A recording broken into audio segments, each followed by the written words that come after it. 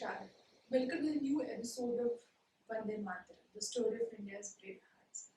Aruna Asaf was born as Aruna Ganguly in an Orthodox Bengali Brahmin family in 1909 at Kalka, Punjab. It was while at school that she was attracted to Catholicism, so much so that she decided to become a Roman nun. Infuriated by the same, her family shifted her to a Protestant school in Nainital. After completing her graduation, she worked as a teacher at the Gokhale Memorial School in Calcutta. It was in Allahabad that she met her future husband, Asaf Ali, an eminent congressman. The two married in 1928. Gandhiji's idols and belief greatly influenced her, as did the opinion of others in Indian National Congress. Her first ever active venture into politics started with the participation in public procession during the Salt Satyagraha in 1930. She was arrested on the charge that she was a vagrant and put in jail. Unlike other prisoners who were released on account of the Gandhi Irwin Pact in 1931, she wasn't released, but a public agitation secured her release. In 1932, she was yet again arrested and put in Tihar jail in Delhi for participating in the freedom movement. While at jail, instead of mourning over the incarceration and awaiting release, she organized political prisoners and protested against the ill treatment being meted out to them by launching hunger strike. Her active stand made jail authorities wary of her. She was transferred to Ambala jail, which only had male prisoners, and as a result, she had to live in solitary confinement and isolation. However, in the aftermath of her protest, the living condition of political prisoners improved considerably. After being released from jail, she switched to socialism instead of concentrating on communist doctrine. She aimed at educating the lower trodden class about caste hierarchy, poverty, and gender operation.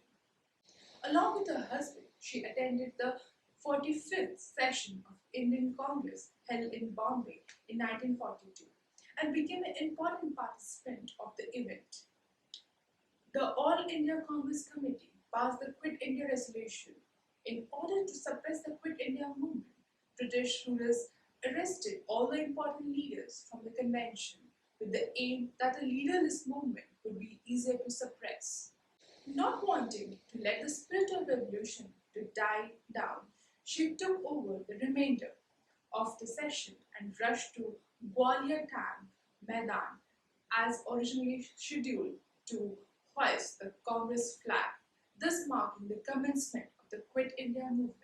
It was this gallant behavior that earned her the title of Heroine of 1942 movement or Grand Old Lady of Independence movement. She became a full-time activist in the Quit India movement and went underground to evade arrest. Her property was seized by the government and sold. The government also announced rupees 5,000 reward for her capture. It was while being underground that she edited Congress Party's monthly magazine Inqilab. In 1944, she urged the Indian youth to stop the futile discussion of violence and non-violence and participate actively in the freedom struggle.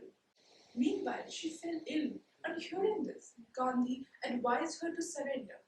However, Aruna Asaf surrendered herself only when the wars against her were cancelled on 26 January 1946.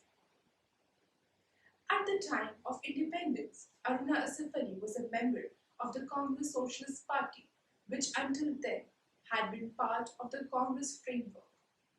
In 1948, however, the socialists, including Aruna, formed a socialist party of their own. In 1955, this group merged with Communist Party of India and she became a member of its Central Committee and a Vice President of All India Trade Union Congress. In 1958, she left the Communist Party of India and was elected Delhi's first mayor. She rejoined the Congress Party in 1964 but ceased to play any active part in politics. She was awarded the Lenin Prize for Peace in 1975 and Jawaharlal Nehru Award for International Understanding in 1991. Aruna Asaf died on July 29, 1996. She was awarded India's highest civilian award, the Bharat Ratna, and was honored with a stamp issued by Indian Postal Service in 1998. Thank you. Namaskar.